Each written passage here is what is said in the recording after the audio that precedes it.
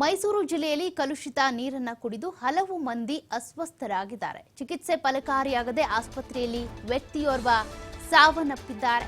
ಚಾಮುಂಡೇಶ್ವರಿ ಕ್ಷೇತ್ರದ ಡಿ ಸಾಲುಂಡಿ ಗ್ರಾಮದ ಕನಕರಾಜ್ ಎಂಬುವಂತವರು ಈ ಕಲುಷಿತ ನೀರನ್ನ ಸೇವನೆ ಮಾಡಿ ಆಸ್ಪತ್ರೆಯಲ್ಲಿ ಚಿಕಿತ್ಸೆಯನ್ನು ಪಡ್ಕೊಳ್ತಾ ಇದ್ರು. ಆದರೆ ಚಿಕಿತ್ಸೆ ಫಲಕಾರಿಯಾಗಿಲ್ಲ, ಸಾವನ್ನಪ್ಪಿದ್ದಾರೆ.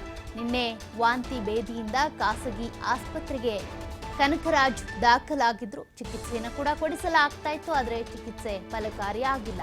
ಮೈಸೂರಿನ ಕೆ ಸಾಲುಂಡಿ ಗ್ರಾಮಕ್ಕೆ ಜಿಲ್ಲಾಧಿಕಾರಿ ಭೇಟಿಯನ್ನ ನೀಡಿ ಪರಿಶೀಲನೆ ನಡೆಸಿದ್ದಾರೆ. ಜಿಲ್ಲಾಧಿಕಾರಿ ಕೆವಿ ರಾಜೇಂದ್ರ ಏನಿದ್ದಾರೆ ಅವರು ಭೇಟಿಯನ್ನ ನೀಡಿ ಪರಿಶೀಲನೆ ಮಾಡ್ತಾ ಇದ್ದಾರೆ. ಸಾಂಕ್ರಾಮಿಕ ರೋಗ ಹರಡದಂತೆ ಮುನ್ನೆಚ್ಚರಿಕೆ ವಹಿಸೋದಕ್ಕೆ ಕೂಡ ಕ್ರಮ ಕೈಗೊಳ್ಳಲಾಗ್ತಾ ಇದೆ. ಅಂದ್ರೆ ಈ ಸಾಂಕ್ರಾಮಿಕ ರೋಗಗಳು ಹರಡಬಾರದು, ಮತ್ತೆ ಈ ಕಲುಷಿತ ನೀರಿನಿಂದ ಅಸ್ವಸ್ಥಗೊಳ್ಳುವವರ ಸಂಖ್ಯೆ ಹೆಚ್ಚಳ ಆಗ್ತಾ ಇದೆಯಲ್ಲ, ಹಾಗಾಗಿ ಸೂಕ್ತ ಕ್ರಮ ಕೈಗೊಳ್ಳಬೇಕು ಅಂತ ಕೂಡ ಜಿಲ್ಲಾಧಿಕಾರಿ ಇದಕ್ಕೆ ಸಂಬಂಧಪಟ್ಟಂತೆ ಮಾಹಿತಿಯನ್ನ ಕಲೆ ಹಾಕಿ ಒಂದಷ್ಟು ಸೂಚನೆಯನ್ನು ಕೂಡ ಕೊಟ್ಟಿದ್ದಾರೆ. ಈಗಾಗಲೇ ವ್ಯಕ್ತಿಯೋರ್ವ ಕನಕರಾಜ್ ಅನ್ನುವಂಥವರೇನಿದ್ದಾರೆ ಈ ಕಲುಷಿತ ನೀರನ್ನ ಸೇವನೆ ಮಾಡಿ ಆಸ್ಪತ್ರೆಗೆ ದಾಖಲಾಗಿದ್ರು. ವಾಂತಿ ಭೇದಿಯಿಂದ ಬಳಲ್ತಾ ಇದ್ರು, ಆದರೆ ಚಿಕಿತ್ಸೆ ಫಲಕಾರಿಯಾಗದೆ ಸಾವನ್ನಪ್ಪಿದ್ದಾರೆ.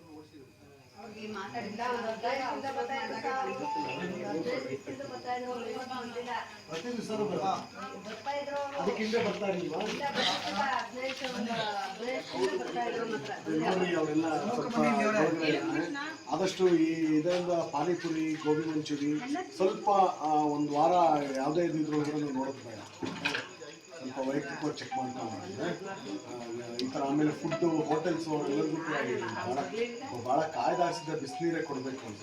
ಮತ್ತು ಕ್ಲೋರಿನೇಷನ್ ಇನ್ನೊಂದ್ಸಲ ಮಾಡಿಸ್ಬೇಕು. ಮತ್ತು ಡ್ರೈನೇಜು ಬೇರೆ ಎಲ್ಲೆಲ್ಲ ಒಂದೊಂದು ಸ್ಯಾಂಪಲಿಂಗ್ ಅದು ಮಾಡಿಸಿ ಅಷ್ಟು ಮನೆಗೆ ಹೋಗಿ ಎಲ್ಲರಿಗೂ ಹೇಳಿ ಕಾಯ್ದಾರಿಸಿದ ನೀರೇ ಕುಡಿಬೇಕು ಇದರೊಳಗಡೆ ಅಂತ.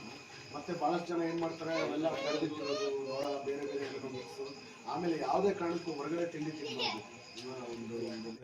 ಇದು ಆಗ್ತಿರ್ಲಿಲ್ಲ. ಅನೇಕ ಸತಿ ಒಂದು 50 ಸತಿ ಫೋನ್ ಮಾಡಿದೆ ನಾನು. ಏನಪ್ಪ ಯಾರು ಒಂದು 50 ಸತಿ ಸೆಫ್ಟಿ ಟ್ಯಾಂಕ್ ಕ್ಲೀನ್ ಮಾಡ್ರಿ, ತಗೊಂಡು ಬಿಡ್ರಿ ಅಂತ ಒಂದು 50 ಸತಿ ಮಾಡಿದ್ರೆ 3 ವರ್ಷದಿಂದ. ಇನ್ನಾಗದೇ ಈ ರೀತಿ ಎಚ್ಚರಿಕೆ ವಹಿಸ್ತೀವಿ. ಇದು ಆಗಿರ್ತಕ್ಕಂಥ ನಾವು ಎಲ್ಲರೂ ಕೂಡ ನೋವು ತರ್ತಕ್ಕಂಥ ಕೆಲಸ, ವಿಶೇಷವಾಗಿ ನಮ್ಮ ಜನ ಬಡವರು ಈಗ ಆಗಿರ್ತಕ್ಕಂಥ ನಾವೆಲ್ಲರೂ ತಲೆ ತೆಗಿಸ್ತಕ್ಕಂಥ ಕೆಲಸ ಆಗಿದೆ. ಇವ್ರಿಗೆ ಸಂಬಂಧಪಟ್ಟ ಈಗ ಮುಂದೆ ಸರ್ಕಾರದ ಜೊತೆ ಮಾತಾಡಿ ಮುಖ್ಯಮಂತ್ರಿಗಳ ಮಾತಾಡಿದಕ್ಕೆ ಏನು ಕ್ರಮ ತಗೋಬೇಕು ಅದನ್ನು ಮಾಡ್ತೀನಿ. ಮತ್ತೆ ತಪ್ಪಿಸೋರಿದ್ದ ಕ್ರಮ ತಗೊಂಡು ಸರ್ಕಾರಕ್ಕೆ ಬರೀತಕ್ಕಂಥ ಒಂದಾದರೆ ಇನ್ನೊಂದು ಮೂಡಾದಿಂದ ಏನು ಕೆಲಸ ಆಗಬೇಕು ಅದನ್ನು ಮಾಡಿಸ್ಕೊಡ್ತೀನಿ. ಪಟ್ಟಣ ಪಂಚಾಯತ್, ಜಿಲ್ಲಾ ಪಂಚಾಯತ್, ತಾಲೂಕು ಪಂಚಾಯತ್, ಪಟ್ಟಣ ಪಂಚಾಯತ್ ಏನಾಗಬೇಕು ಅದನ್ನು ಮಾಡಿಸ್ಕೊಡ್ತೀನಿ. ಈ ಸತ್ತೋಗಿರ್ತಕ್ಕಂಥದ್ದು ನಾಳೆ ಅನೌನ್ಸ್ ಮಾಡಿದೆ 1 ಲಕ್ಷ ರೂಪಾಯಿನ ಅವ್ರ ಪರಿಹಾರ ಕೊಡ್ತೀವಿ. ನಾನು ವೈಯಕ್ತಿಕವಾಗಿ 1 ಲಕ್ಷ ಕೊಡ್ತೀವಿ ಅಂತ ಹೇಳಿದ್ರೆ ಮೂಡಾದಿಂದ ಕೊಡ್ತೀವಿ. ನೋಡೋಣ, ಅಕಸ್ಮಾತ್ ಇಲ್ಲರೂ ಕೂಡ ನಾವು ವೈಯಕ್ತಿಕ ಕೊಡ್ತೀವಿ. ಮುಖ್ಯಮಂತ್ರಿಗಳ ಹತ್ರ ಮಾತಾಡಿ ಇವ್ರ ಬಗ್ಗೆ ಪರಿಹಾರ ಕೊಡಲಿಕ್ಕೆ ನಾನು ಕ್ರಮ ವಹಿಸ್ತೇನೆ ಸರ್. ಇದು ಅತ್ಯಂತ ನೋವಿನ ಸಂಗತಿ. ಅದಕ್ಕೆ ನಾವು ಪಟ್ಟಣ ಪಂಚಾಯತಿನೇ ಕಾರಣ ಅಂತ ಯಾಕೆ ಹೇಳ್ತೀನಿ ಅಂದರೆ, ನೀರು ಸರಿ ನಿರ್ವಹಣೆ ಮಾಡಲಿಲ್ಲ ಅಂತ. ಅದಕ್ಕೆ ಹಿನ್ನೆಲೆಯಾಗಿ ಮೂಡ ಇದೆಯಾ ಇನ್ ಟೈಮಲ್ಲಿ ಮಾಡಿದ್ರೆ ಈ ಅವಘಡ ಆಯ್ತಿರಲಿಲ್ಲ. ಅದು ಸರ್